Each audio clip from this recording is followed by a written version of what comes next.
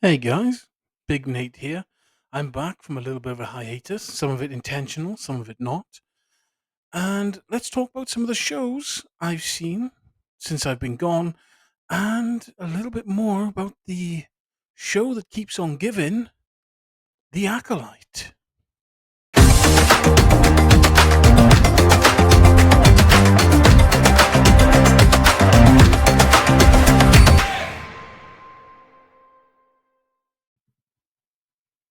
And we are back. Let's start off with Cobra Kai. The first half of this new season has dropped, and it's been pretty good. I understand they don't start off from the same high point as the last series ended on because you need to rebuild that suspension. And they've managed to do that wonderfully with the evolution of the Sam Tori relationship in these past few episodes. Excellently done. Somebody tell Disney to take notes. You got to build to that crescendo. You don't start with the crescendo because you have nowhere to go up to and can only go down to. This is something professional wrestling has known for almost a century. You don't start at the top, you start at the bottom, and you build to the top. You don't start with the finish, you build to the finish. And this job that they've done on Cobra Kai, this build, has been good so far. I hope when the series comes back, they've managed to continue this momentum. That said, a few down points were Johnny and taking the lens, if you will, taking the spotlight off of Miguel a bit here in this season, but we don't know how the story is going to progress. Also, a little bit disappointed how they've said it in the big end tournament in Spain, but it just looks like they're in the same set as the Cobra Kai dojo from the last season. So hopefully they do something more to make this feel more Iberian, more of a Spanish experience. But that's it for Cobra Kai. I'm really looking forward to the next part of the series, and I'm hoping we end well. And so far, it looks like we are. We've got Kreese back as the main villain. I liked Terry Silver last time, but he's more of a corporate villain. We got Kreese, who's this naturally dark character. We've got the return of Kreese's dojo and Sensei Kim, and also Sensei of his Sensei, the Grand Master of his style, is still alive. And that's like, that dude's got to be at least 120 or something. Because he was old in the flashbacks. To have him old in the flashbacks and be the same guy who's not old now, kind of like it. Reminds me a lot of those old 1970s kung fu movies or Kung Fu the series. The ancient sensei just seems to remain the same no matter what era he's in. So martial arts keeps the body young, as they say. That's been fun. But I'm really looking forward to this NWO-esque style evil team they're building here. I'm really looking forward to the next part of the series. So Cobra Kai as a palate cleanser from that debacle that was the Acolyte, brilliant. And the latest in Acolyte news, apparently, last week, from recording of this, which is the 29th of the 8th, 2024, the Acolyte series is officially been cancelled, which is none too surprising given that they've spent $180 million on this series and we see none of it on screen. This show had more money spent on it than Revenge of the Sith, and it is a poorer film, a poorer series. It is less than Revenge of the Sith. You would think as time goes on, people get better at their jobs and things would be amazingly improved, but The Acolyte has proved that nepotism wins the day in one form or another. I want you to really think about this as well. Revenge of the Sith had three gigantic set piece battles in it. The first was the opening scene, the battle above Coruscant, where Anakin and Obi-Wan infiltrated the Invisible Hand, and then you key that with the duel they had against Dooku to save the Chancellor as one big set piece. The second set piece is the massive duel between Darth Sidious and the Jedi High Council inside Darth Sidious's office. And the third is the Battle of the Brothers as Obi-Wan Kenobi and the now turned Darth Vader duel each other amidst the lava and fire of Mustafar. None of the battles within the Acolyte even touched on the technical majesty of any of those duels. And one of them was a 1-to-1 rip. And that is the office duel, where you have multiple Jedi taking on a single Sith and losing. Now, this is spoilers for people who haven't seen the series, but in the middle of the series, episodes 5, 6, and 7, I believe, they're on a jungle planet looking for Jedi Master Kel Naka, the Wookiee Jedi, whom has been killed off screen, though we don't technically know that yet. In this set piece, we have one Sith warrior taking on 8 Jedi Knights, 1 Jedi Master, and 1 Jedi Padawan in that group. And it is a poorer battle than the Sidious Jedi Council fight in his office. Why? Because the office fight shows the ability to choreograph a duel between equals and with one who's a master, and the forest fight shows how not to choreograph a Jedi battle. I don't understand how that is a worse fight than the office battle. I expected use of the environment. I expected use of the Force in a lot of ways, in innovative and new ways that we haven't seen it yet, like channeling the Force through your foot to cause a tremor, which damages a fighter's ability to maintain their stance and forces them to have to maneuver to regain the advantage and then leave themselves open to be taken. I expected something really fun like that, and all we got was a very poorly choreographed stick fight. And I've seen plenty of those on YouTube, and all of them better choreographed.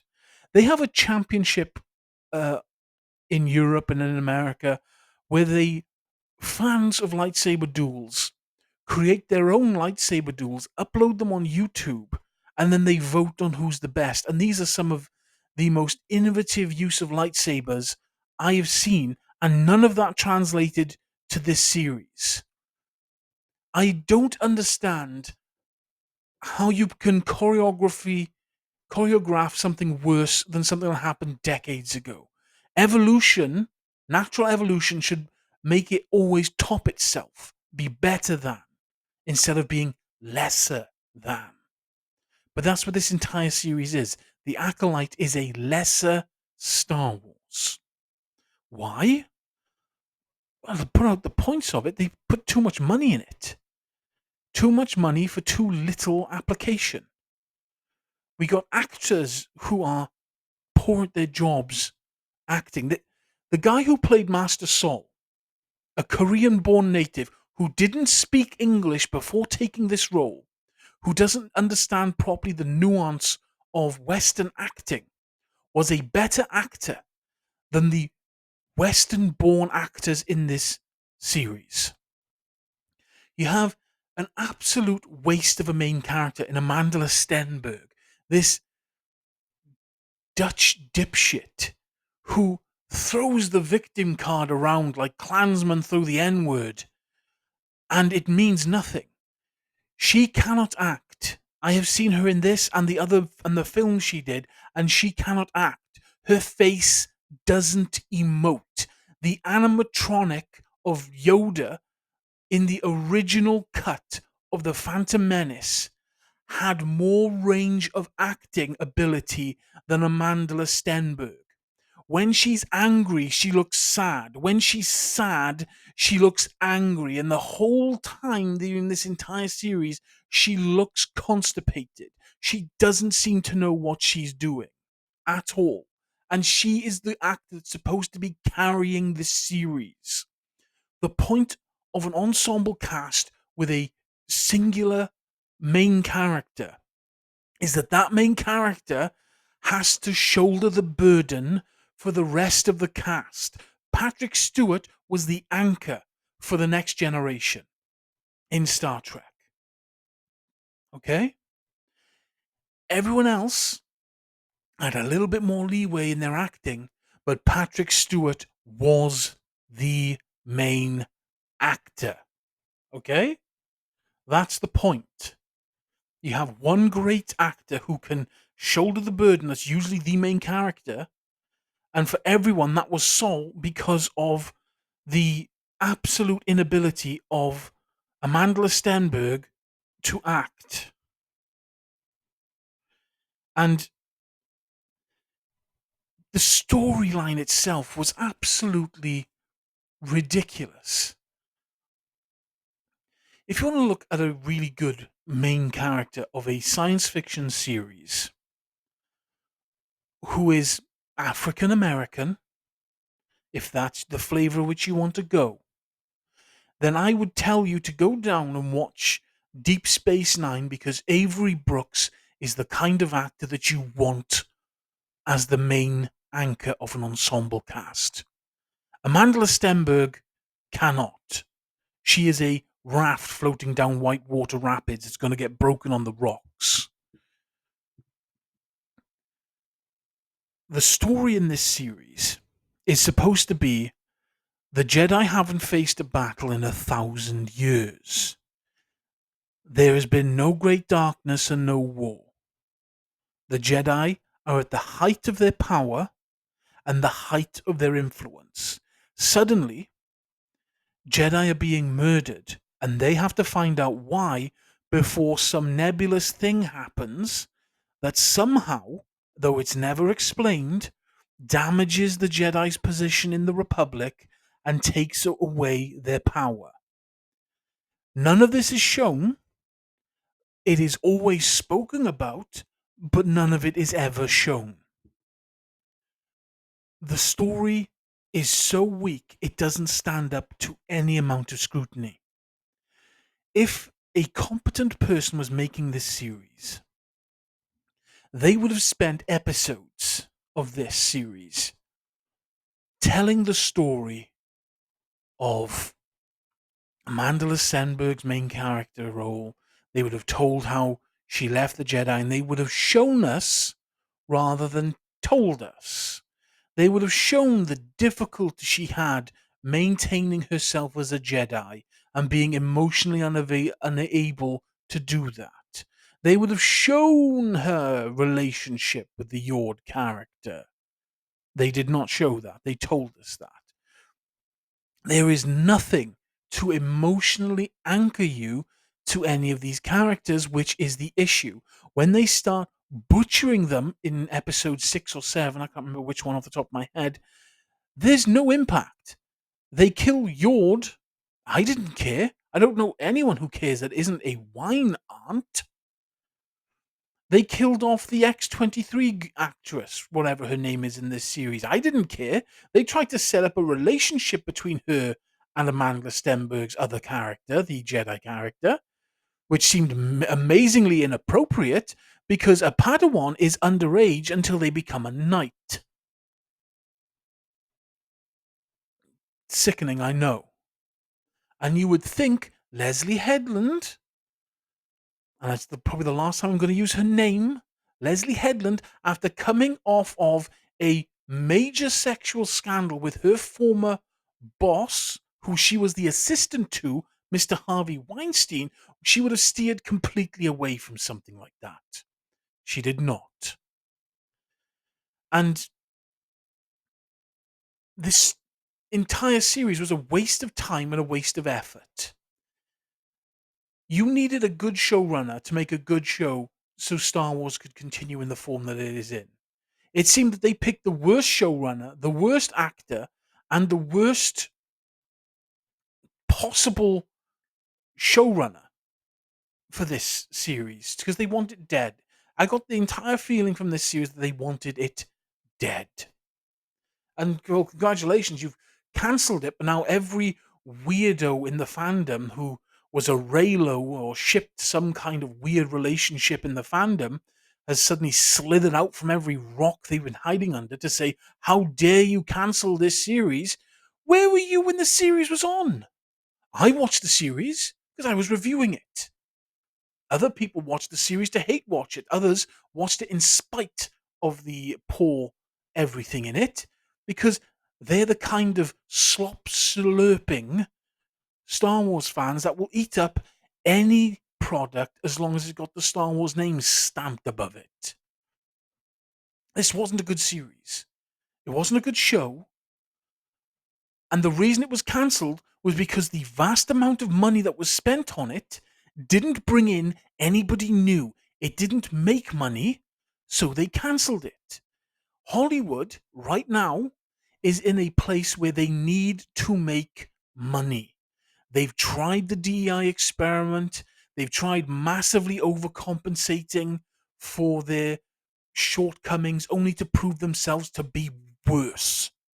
And this has cost them money. It has cost them a huge amount of capital in the pop culture space that has now been taken by gaming. Hollywood is on a major downslope, and if they don't correct within 2 years, Hollywood is going to collapse as an industry and become a cottage industry, especially with this advent of AI. A fan can type in what they want out of a series, and an AI can spit it out the other end. And you just keep filtering through and fixing until you have a film that you want to see, that you want to make, made by your intelligence using an AI. And Hollywood won't get a look in. The whole point of a film is something creatively interesting, either story wise or visually, that will distract you from the mundane humdrum of your life. That's the whole point of a film. What story are you telling me that's going to take me out of this time period where I'm paying ridiculous amounts of money in tax and in bills? Take me on a journey. Come with me on a journey to a far off land where good always triumphs over evil, where the bad guys get punished, and where the government isn't trying to slit your throat financially. Take me to that fantasy land and show me a story in it. And a lot of the time they do, but in the past 15 years they haven't been. And it's cost them. It's cost them everything. And unless they can correct course, they are done. And they're going to take all of our favorite IPs with them: Star Wars, Star Trek. They've been tossing around a remake of Battlestar Galactica, which, granted, the remake of it was quite good, but I still really enjoy the wholesome cheesiness of the first Battlestar Galactica. It's just one of those things that seems to be happening as we go further along. That these people who are more interested in ticking boxes than telling stories get a hold of these fantastic IPs with these rich and deep characters, with these vast backstories and deep understanding that the fans have of them. And they go, I want that shallower, I want that lesser, and I want it to sell it to every single thing that ticks all these boxes. Because these boxes aren't ticked, this is a bad thing. And that's what this Acolyte series has become. It is a tick box, paint by numbers series that failed in every category. And that's why it got cancelled. That's why the series is over. That's why Disney have washed their hands of it. And you can go online and you can sign that petition. The last I checked it, it was at 50,000 people. That's not enough for a cup of coffee in Hollywood anymore. Do you know how many signatures it took to bring Star Trek back when it was cancelled? Do you know how many signatures it took to get Firefly back for that one film? It took a hell of a lot more than 50,000. I'll tell you that right off the bat. All you're doing with this proposal, with this, with this, God, what are they called? Petition. With this petition, all you're doing with this petition is showing everybody why it was cancelled in the first place. You weren't there. You didn't support it. You didn't sing out whatever little praises you could find in it. You just wrote positive reviews on Rotten Tomatoes and thought that would be enough to keep the show going because of your hubris, because of your laziness. This show is gone. Would it have been nice to keep it going? I didn't enjoy it at all, but it got me views on YouTube. And if it can get me money, yeah, all you want to do. But is it good Star Wars? No. Is it a good story? No. Is it visually impressive? No. Is it creatively impressive? No. Is the story they're telling impacting anyone on any level? No. This show is as shallow as a puddle and as tasteless as gruel.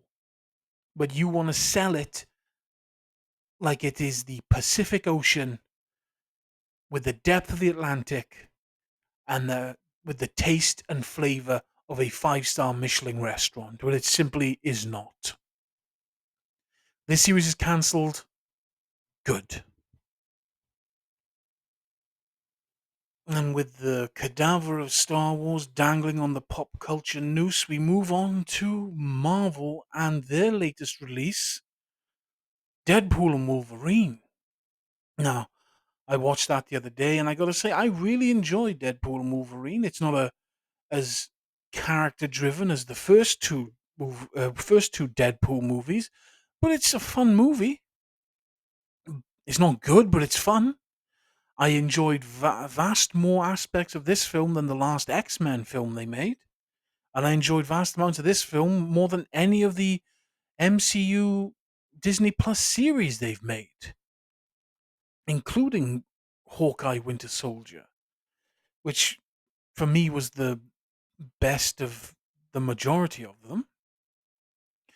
Uh, I did have a one issue with some of the CGI looking a bit PlayStation 2 esque, and the plot hole, which nobody's really talking about, of if she's going to melt down Magneto's helmet to stop people from being able to avoid her power, why would she let Juggernaut keep his? Granted, Juggernaut's not the smartest character in the world, and he is a very, very tough character, especially the actual 616 Juggernaut, but the X-Men Fox Universe Juggernaut is not exactly the toughest character in the world.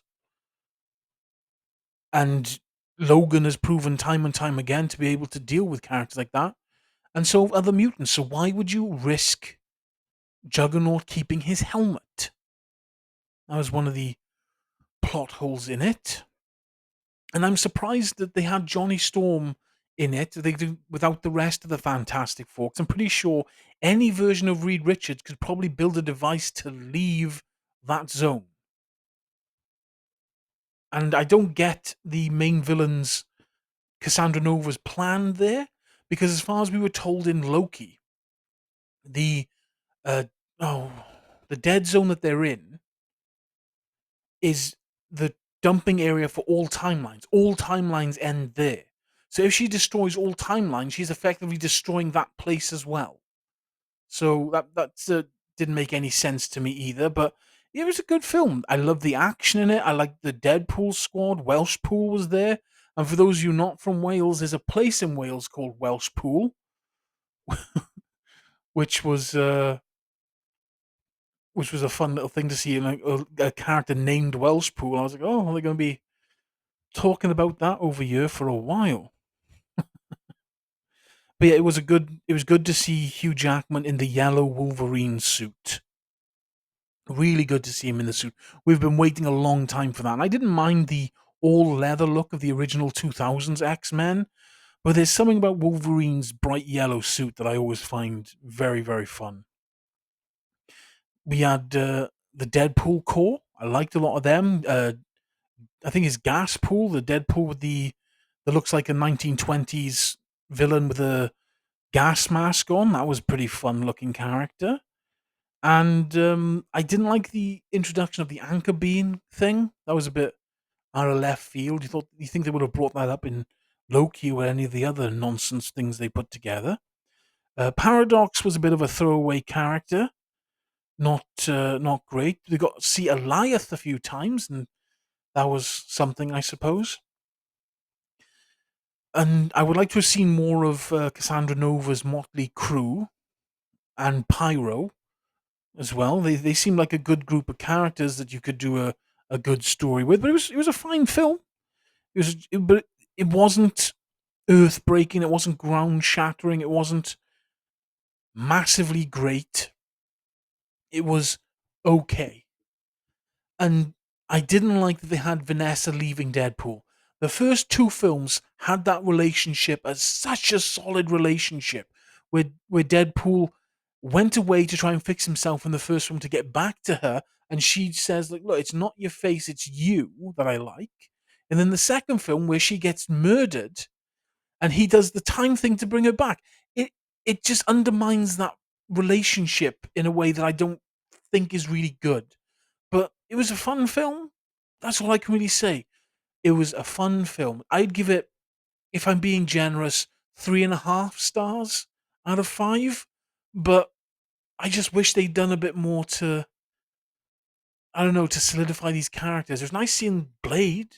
Blade was cool. Wesley Snipes is always cool. Saw Elektra, that was unexpected. And a Gambit. And I used to really like Gambit, but I prefer uh, the version of Gambit where he's like a living son in one of the comic books they did. But yeah, Gambit's a fine character, and X-23. I want to know where those characters went afterwards, though. Did they all go in with X-23 to that Deadpool's Earth? That would be an interesting thing for later on. But yeah, Wolverine Deadpool. That's 3.5 out of 5 stars. It's not a good movie, but a fun movie. I hope everyone enjoys it. We had the end of House of the Dragon and the starting of the Amazon Rings of Power series. Neither series I watched. I dipped out of House of Dragon after Harwin died because I was not going to stick around again to watch characters I get emotionally attached to get murdered in the most ridiculous ways, on the most vindictive ways they can think of. And Rings of Power, I refuse to watch something that intellectually and creatively denigrates a great man like Tolkien and his work and introduce just disgusting modernity into it. I don't want to know what Galadriel's sex life was. I never wanted to know what Galadriel's sex life was, but apparently, for some reason, Amazon is interested in telling me what Galadriel's sex life was. And they don't seem to fundamentally understand that Galadriel's power wasn't in arms, it was in magic. But apparently, being able to sing at a mountain and watch it crumble like dust isn't cool. And they got to put a sword in her hand and make her lesser than what she was so people can enjoy her. Ridiculousness. I'm never going to see that series. I hope everyone drops it. It's apparently guaranteed 5 series. We'll see how that shakes out. House of the Dragon, I heard good things, but again, I'm not going to get involved. I got burned with Game of Thrones, and I'm not going to get involved again. So, this has been the collection of things that have happened since I've been gone. I am Big Nate. This is my channel. And I will catch you guys somewhere down that road. Big Nate out.